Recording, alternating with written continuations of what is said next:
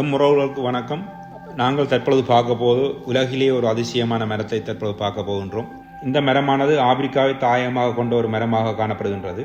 இம்மரமானது 3000 ஆண்டுகள் உயிர் வாழக்கூடிய ஒரு அதிசய மரமாக காணப்படுவதோடு இது தனக்குள் 1,20,000 லிட்டர் நீரை சேமித்து உயிர் வாழக்கூடிய ஒரு மரமாகவும் காணப்படுகின்றது. எனவே இது பாலைவனம் மற்றும் தீவுகளில் அதிகம் வாழக்கூடிய ஒரு மரமாக இனம் காணப்பட்டிருக்கின்றது. குறிப்பாக இம்மரத்தை பயோபப் என ஆங்கிலத்தில் அழைப்பார்கள். தமிழில் பெருக்கு மரம் என இந்த மரத்தை ஒரு பெரிய மரமாக காணப்படுவதால் பெருக்கு மரம் என அழைக்கப்படுகின்றது. இலங்கையிலே குறிப்பாக வடமாகாணத்தில் தான் இந்த மரம் காணப்படுகின்றது. அதிலும் மன்னார் மாவட்டத்திலும் ஒரு மரம் காணப்படுகின்றது. யாழ் மாவட்டத்திலே 2 மரங்கள் காணப்படுகின்றன. அதிலும் குறிப்பாக தீவு பகுதியில் தான் இந்த மரம் காணப்படுகின்றது. நெடுந்தீவிலும் புங்குடுதீவிலும் ஒவ்வொரு மரங்கள் காணப்படுகின்ற பெரிய மர விருட்சமாக காணப்படுகின்றது. இது ஒரு மருத்துவ குணம் நிறைந்த ஒரு மரமாகவும் இதன் பூ காய் போன்றவை கூட இலைகள் எல்லாம் மருந்துகளுக்கு பயன்படுத்தக்கூடிய ஒரு மருத்துவ குணம் உடைய ஒரு மரமாக காணப்படுகின்றது. இந்த அதிசயமான மரமாக காணப்படுவதால் அதிலும் குறிப்பாக ஒரு சில இடங்களிலே காணப்படுவதால் இது தொல்பொருள் திணைக்களத்துக்கு ஊடாக ஒரு பொக்கிஷமாக இது பேணப்பட்டு வருகின்றது. அதிலும் தற்பொழுது நாங்கள் பார்ப்பது புங்குடுதீவு கிராமத்தில் ஒரு மரம் காணப்படுகின்றது. அந்த புங்குடுதீவு கிராமத்தின் இருபட்டி என அழைக்கப்படுகின்ற கல்லடி அம்மன் கோயிலுக்கு அருகாமையிலே இந்த பெருக்கு மரம் நீண்ட காலமாக வளர்ந்து வருகின்றது. இந்த பெருக்கு மரத்தில் பார்த்தீங்கன்னு சொன்னால் நேர்த்தி வச்சு கட்டின இதுகளை காணக்கூடியதாக இருக்கின்றது. நேர்த்தி வச்சு கட்டினா நீண்ட ஆயுள் காலம் வாழலாம் என்றும் வெளிநாட்டு பிரயாணங்கள் சரிவரும் என்று இங்கு ஐதீகம் ஒன்று இருக்குது. தற்பொழுது நீங்கள் பார்க்குற இந்த வியூவை பார்த்தீங்கன்னு சொன்னால் இது இந்த பெருக்கு மரத்திட பின்பகுதியில் இந்த கடற்பரப்பில் கரையோரத்திலேருந்து பார்த்தோம்னா நைனாதீவு கோயில் மிக அழகாக தெரிகின்றது. இதிலிருந்தே இந்த கல்லடி அம்மன் கோயிலுக்கும் சரி நேராக அமைந்திருக்கிறத பார்க்கலாம். நைனாதீவு கோயிலை இதிலிருந்தே நாங்கள் வணங்கலாம். அப்படி ஒரு சிறப்பும் இதில் இருக்குது. இந்த அழகிய கடற்கரையை தற்பொழுது பார்த்து கொண்டு இருக்கிறீங்க.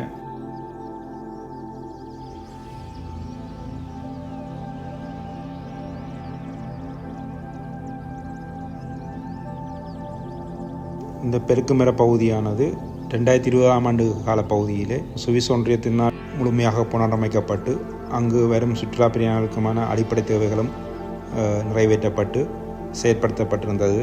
ஆனால் தொல்பொருள் திணைக்களத்தின் கீழ் காணப்படுகின்ற இந்த பகுதி பின்னர் பராமரிப்புகளின்றி கொரோனா காலத்திலும் இந்த பொருளாதார சிக்கலின் காரணமாக சுற்றுலா பயணிகள் வருகை குறைவாக இருந்த காலப்பகுதியிலே பட்டைகள் வத்தி கவனிப்பாரிட்டு கிடந்ததை மக்களின் பாவனைக்காகவும் சுற்றுலா பிரயாணிகளின் பாவனைக்காகவும் சுவிஸ் ஒன்றியத்தால் திருத்தி அமைக்கப்பட்டு அதற்கான நிதியரசனே தீபன் அவர்கள் வழங்கியிருந்தார்.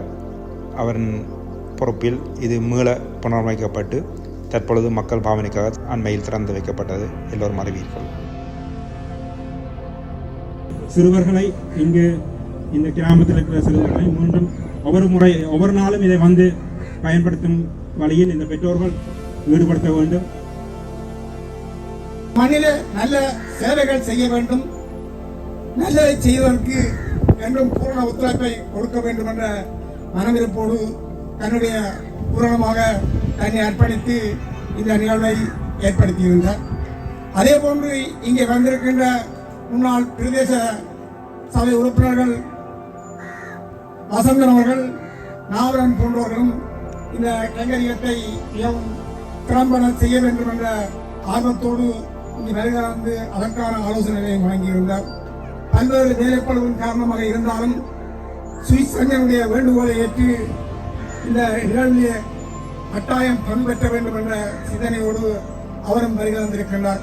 வடமாகாண பிரதம செயலாளர் லட்சுமணன் இளங்கோவன் அவர்கள் குடும்பம் சகிதம் கலந்து கொண்டிருந்தார். அத்தோடு பிரமுகர்களும் கலந்து கொண்டு மீள் புனரமைப்பு திறப்பு விழாவை சிறப்பாக செய்திருந்தார்கள்.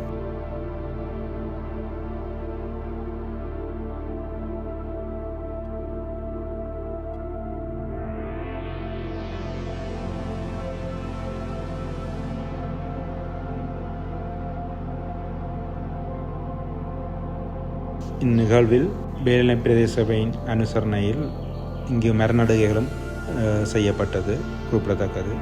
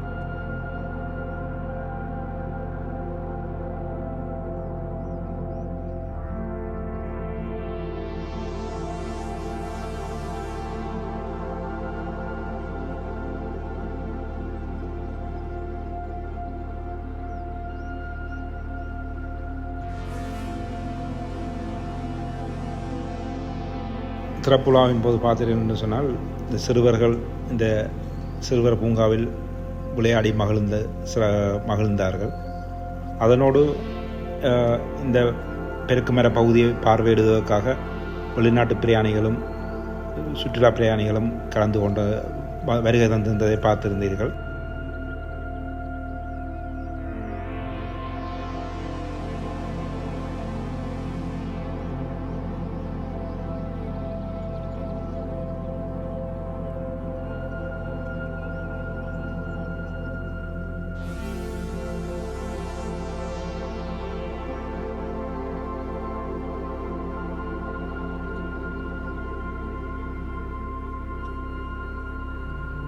நமது தென்னிலங்கையிலிருந்து பெருமளவான வாகனங்களில் சுற்றுலா பயணிகள் இங்கு வருகை தந்து சந்தோஷமாக அவர்களுடைய குழந்தைகளும் விளையாடி இந்த பெருக்குமர பகுதியை பார்வையிட்டு செல்வதை அழகாக இருந்ததை காணக்கூடியதாக இருந்தது.